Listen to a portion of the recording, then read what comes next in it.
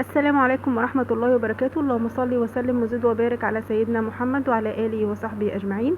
النهاردة إن شاء الله هنعمل بسكويت، أصابع البسكويت، وهنزينها بالشوكولاتة البيضاء والشوكولاتة البني. يلا بينا نشوف هنعملها ازاي. أول حاجة عندي هنا نص كيلو من الزبدة أو السمنة. أنا هنا هستخدم سمنة ما تكونش سايحة قوي ولا تكون مجمدة قوي، وأحط عليها كوباية من السكر البودرة، وابتدي أضربهم أقلبهم مع بعض كده زي ما احنا شايفين، وبعد كده هضربهم بالمضرب لغايه لما لون السمنه يفتح معايا كده. خلاص لون السمنه فتح، هبتدي بقى انزل عليهم ببيضتين وكيسين من الفانيليا،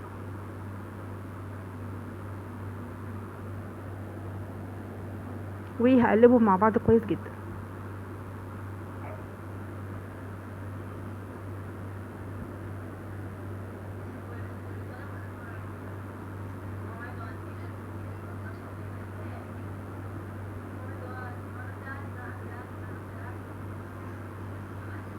خلاص كده ضربتهم مع بعض. هنزل بقى بكوبايه من اللبن، نص كوبايه من اللبن، وهكمل ضرب.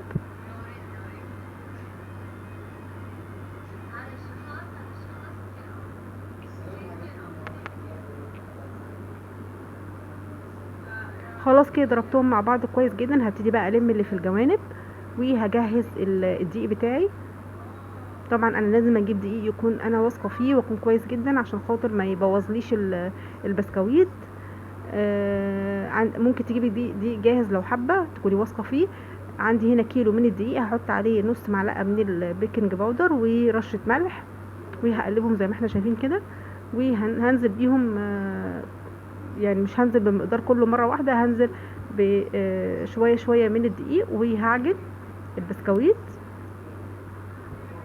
كده. اول جزء نزلت بيه هبتدي اقلب زي ما احنا شايفين.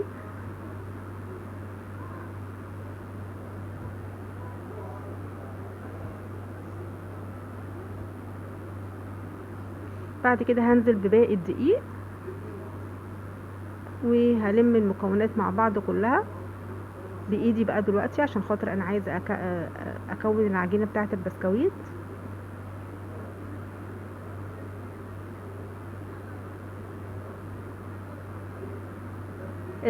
عجينه البسكويت دي انا هشكلها بايدي عادي. انت بقى لو حابه تشكليها بالقمع بتاع الكيس الحلواني، هتزودي شويه السمنه او الزبده. يعني مثلا بدل ما تحطي 500 جرام، حطي على الكيلو 700 جرام عشان تقدري تشكليه بكيس الحلواني. خلاص كده انا خلصت عجينه البسكويت وبقت جاهزه معايا. هجهز الصاج بتاعي اللي هيخش فرن. طبعا انا مولعه الفرن وسايباه يسخن. هحط زي ما احنا شايفين هشكل البسكويت زي ما احنا شايفين كده.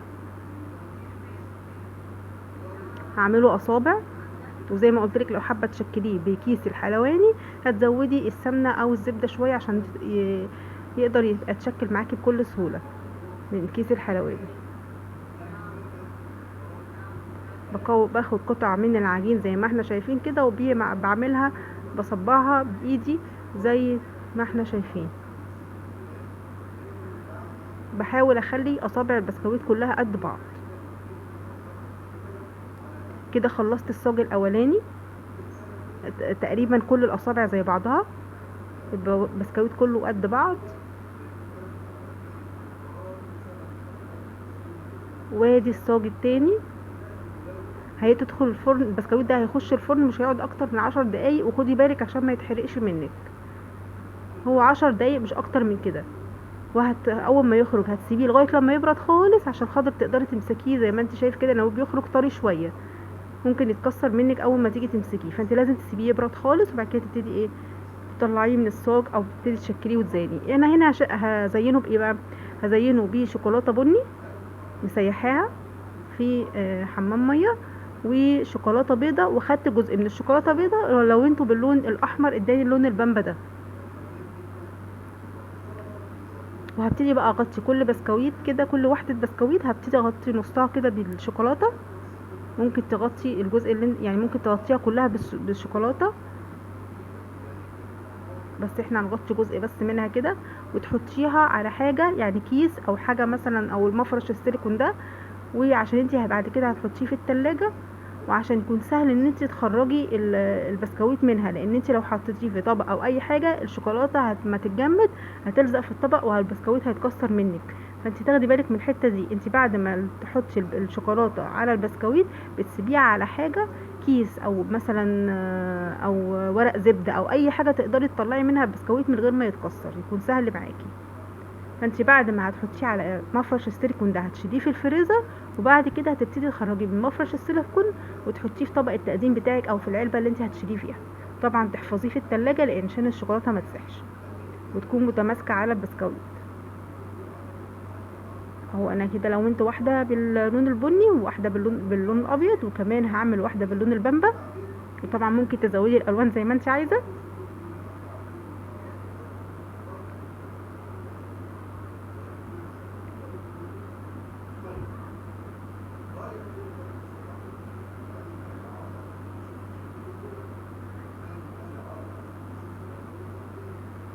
خلصنا بقى الكميه بتاعتنا كلها. هنعمل ايه بعد كده؟ هتجيبي بقى اي حاجه عندك تزيني بيها. ممكن البسكويته اللي عاملاها بالشوكولاته البيضاء ممكن تزينيها بالشوكولاته البني، ممكن البسكويته اللي عاملاها بالشوكولاته البامبا دي ممكن تزينيها بشوكولاته بيضاء او شوكولاته بني. وممكن تجيبي سبرينكل، انا هنا جبت سبرينكل اللي هو الملبس الصغير ده اللي بيتزين بيه التورت والجاتوهات والحاجات دي والبيتيفور، وتزيني بيه البسكويت بتاعك. اهو ادي السبرينكل هزين بيه بقى البسكويت.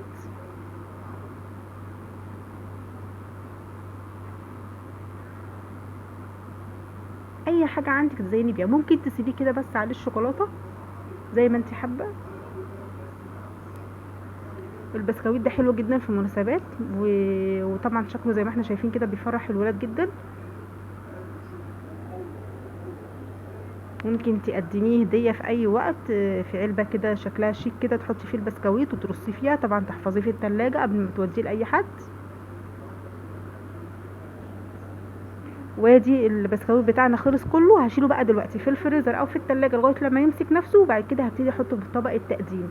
لازم الخطوه دي عشان خاطر البسكويت ما يسيحش منك. وادي البسكويت بتاعنا بعد ما خلص. وادي بقيه البسكويت كله اللي انا عملته بقى تشيليه في علبه كده وتغطيه، او تكمليه وتحطي فيه بقيه الشوكولاته اللي عندك، او تسيبيه ساده زي ما هو الولاد يشربوه مع اللبن. وبكده يكون الفيديو بتاعنا خلص. اتمنى يكون عجبكم، واتمنى ان انت تجربي الوصفه دي. وممكن انت تزينيها باي حاجه، مش شرط تزينيها بنفس الحاجه اللي انا عاملاها دي. ممكن تزينيها باي شوكولاتات، بالشوكولاته بني بس او شوكولاته بيضه بس زي ما انت حابه. وبكده يكون الفيديو بتاعنا خلص. اتمنى يكون عجبكم، والسلام عليكم ورحمه الله وبركاته.